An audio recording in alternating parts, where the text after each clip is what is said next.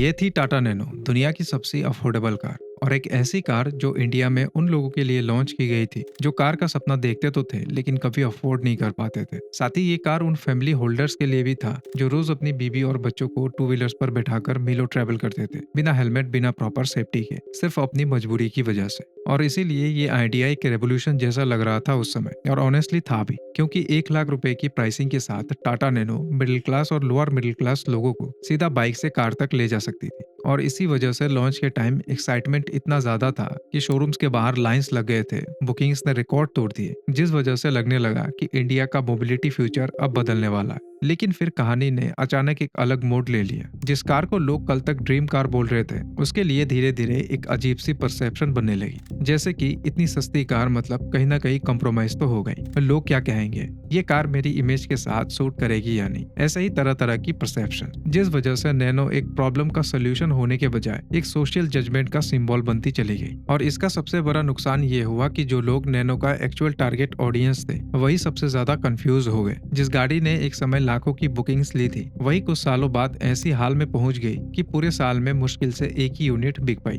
जो car revolution ला सकती थी, वो कार फेल्ड हो गई। और इसीलिए आज की इस वीडियो में हम स्टेप बाय स्टेप एग्जैक्टली यही समझेंगे कि आखिर टाटा नैनो को फेल्ड किसने किया। देखो, दुनिया में इनोवेशंस तभी होती है जब कोई बड़ी प्रॉब्लम सामने खड़ी होती है। जैसे प्रिंटिंग प्रेस इसलिए आया क्योंकि नॉलेज लिमिटेड लोगों तक पहुंच रही थी। उसके बाद लाइट बल्ब इसीलिए आया क्योंकि अंधेरा एक प्रॉब्लम था। फिर ऐसे ही स्टीम इंजन इसीलिए आया क्योंकि ह्यूमन और एनिमल पावर की लिमिट आ चुकी थी। एंड एग्जैक्टली इसी पैटर्न को फॉलो करता था टाटा नैनो। ये कोई नॉर्मल कार नहीं था, ये एक प्रॉब्लम का सोल्यूशन था, जिसकी शुरुआत हुई थी लेट रतन टाटा सर की एक ऑब्जर्वेशन से। बात है 2003 की, जब एक दिन मुंबई के अंदर बारिश के मौसम में रतन टाटा सर ट्रेवल कर रहे थे, और उसी दौरान उनके सामने एक आदमी स्कूटर पर अपनी वाइफ और बच्चों के साथ जो कहीं पे जा रहा होता है, बारिश की वजह से स्कूटर से स्लिप होकर पूरी फैमिली के साथ रोड पर गिर पड़ता है और उन्हें चोट लग जाता है। और फिर इसी सीन को देखकर रतन टाटा सर के दिमाग में एक सवाल उठता है कि क्या टू व्हीलर्स को सेफ नहीं बनाया जा सकता, जहां से एक्चुअली नैनो की कहानी शुरू होती है। बट एक इंटरेस्टिंग बात यह है कि रतन टाटा का पहला थॉट कार का था ही नहीं। उन्होंने पहले स्कूटर को ही सेफ बनाने का सोचा। कभी 3 व्हीलर स्कूटर का डॉडल बनाया, तो कभी कार्गो वाली स्कूटर की। लेकिन थोड़ा और सोचने के बाद उनको खुद ही रियलाइज हुआ कि आधी अधूरी चीजें कोई नहीं खरीदता, या तो प्रॉपर स्कूटर या फिर प्रॉपर कार। और यहीं से वो एक डिसीजन लेता है कि वो एक ऐसी कार बनाएगा जो टू व्हीलर से ज्यादा सेफ्टी प्रोवाइड करेगी। मतलब कि वो कार टू व्हीलर्स की ऑल्टरनेटिव में लॉन्च होगा, और वो गाड़ी इतनी अफोर्डेबल होगी कि एक टू व्हीलर चालक भी उसे ओन करके अपनी फैमिली को लेकर कंफर्टेबली ट्रेवल कर सके। लेकिन यहाँ पर एक प्रॉब्लम शुरू होता है, जो कि था प्राइस। उस टाइम इंडिया में जो एंट्री लेवल कार्स थी, उनकी प्राइस भी 2 से 2.5 लाख के नीचे जाने का नाम नहीं ले रहा था। और ऊपर से रतन टाटा ने सीधा 1 लाख रुपए की कार की बात कर दी थी, मतलब ऑलमोस्ट आधी कॉस्ट। लेकिन रतन टाटा को कॉन्फिडेंट था एक आदमी पर, जिसका नाम था गिरीश वाघ, जो इंडिया की चीपेस्ट 4 व्हीलर टाटा एस की सक्सेसफुल होने की मास्टरमाइंड था। और इसीलिए रतन टाटा ने इस प्रोजेक्ट की एग्जीक्यूशन उनके हाथों में दे दिया। हालांकि नैनो का डिजाइन उन्होंने खुद ही बनाया। और फिर फाइनली 10 जनवरी 2008 को रतन टाटा दिल्ली ऑटो एक्सपो में अपनी सबसे एम्बिशियस प्रोजेक्ट नैनो को अनवील किया। और फिर उसके लगभग एक साल बाद 23 मार्च 2009 को रतन टाटा ने मुंबई में एक स्पेशल इवेंट में टाटा नैनो की प्रोडक्शन वर्जन लॉन्च कर दिए, सिर्फ 1 लाख रुपए की एक शोरूम प्राइस पर। इस लॉन्च इवेंट को इंडियन मीडिया ने ऐसे कवर किया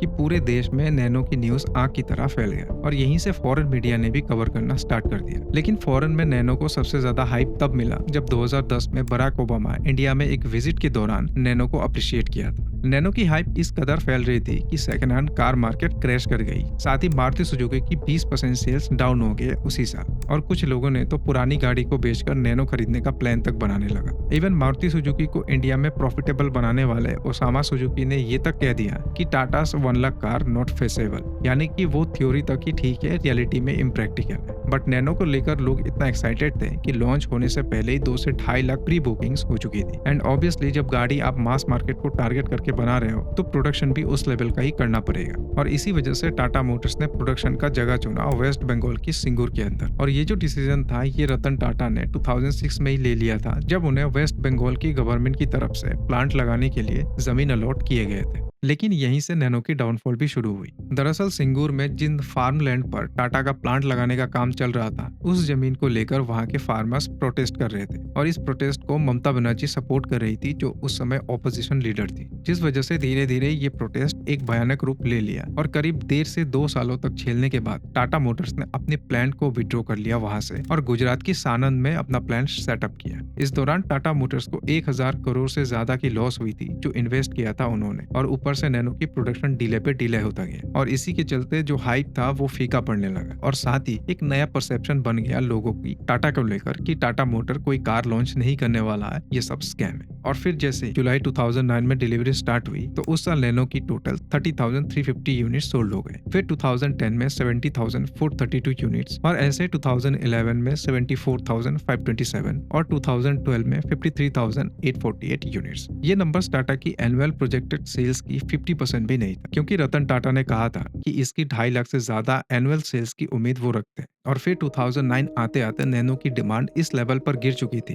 कि सिर्फ एक ही यूनिट सोल्ड हुआ था। उसके बाद यहीं से नैनो के साथ एक और ऐसा टैग जुड़ गया जो कि था वर्ल्ड चीपेस्ट कार। ये बाद में चलकर पॉइजन बन गया नैनो के लिए, जबकि टाटा का इंटेंशन मोस्ट अफोर्डेबल कार का था। देखो, दोनों वर्ड्स भले ही सुनने में सिमिलर लगती है, लेकिन परसेप्शन में जमीन आसमान का फर्क होता है। अफोर्डेबल का मतलब होता है smart choice, value for money, जबकि चीपेस्ट का मतलब होता है कॉम्प्रोमाइज और लो स्टेटस। और ये चीज रतन टाटा ने खुद भी बाद में एक्सेप्ट किया था कि यहाँ उनसे मार्केटिंग लेवल पर गलती हुई थी। इस परसेप्शन ने नैनो को मार्केट में आने से पहले ही मार दिया। जो लोग टू व्हीलर से अपग्रेड करना चाहते थे, उनके दिमाग में डाउट आ गया, लोग क्या कहेंगे, नैनो ली मतलब पैसा नहीं है, इमेज का क्या होगा। क्योंकि इंडिया में कार सिर्फ ट्रांसपोर्ट नहीं होती है, वो एक सोशल स्टेटमेंट भी होता है, जबकि नैनो कभी एस्पिरेशनल प्रोडक्ट बन ही नहीं पाई, जिस वजह से नैनो का 50% डाउनफॉल इसी वजह से हुआ था। उसके बाद नैनो को मारने का बाकी 50% काम किया गाड़ी की कुछ एक्चुअल प्रॉब्लम्स ने। नैनो की इनिशियल बैचेस में फायर इंसिडेंट्स हुए, चाहे वो नंबर्स कम ही थे, लेकिन मीडिया कवरेज इतनी एग्रेसिव थी कि लोगों का ट्रस्ट टूट गया। उसके बाद engine noise, vibration, poor build quality, panel gaps, ये सब इश्यूज लोगों के सामने आए। इवन जो नैनो सिर्फ 1 लाख रुपए की सपने के साथ फेमस हुई थी, उसकी प्राइस धीरे धीरे बढ़ने लगी, क्योंकि रॉ मटेरियल्स, इन्फ्लेशन, मशीनरी, हर एक चीज इफेक्ट कर रही थी इसकी प्रोडक्शन कॉस्ट को। और इन्हीं रीजंस की वजह से बायर सोचने लगे कि जब कार ले ही रहे तो थोड़ा और पैसा डाल के ऑल्टो ही ले लेते हैं, जिस वजह से लोग धीरे धीरे इसको कंपेयर करने लगे ऑल्टो से, जिसके चलते नैनो ऑटोमेटिकली वीक पोजीशन में आ गया, क्योंकि एक तो परसेप्शन ऑलरेडी नेगेटिव था और प्रॉब्लम्स ने उसे और स्ट्रॉन्ग कर दिया था। एक और फैक्ट्स आपको जानकर शॉकिंग लगेगा कि नैनो की 50% बुकिंग टॉप वेरिएंट्स के लिए आए थे,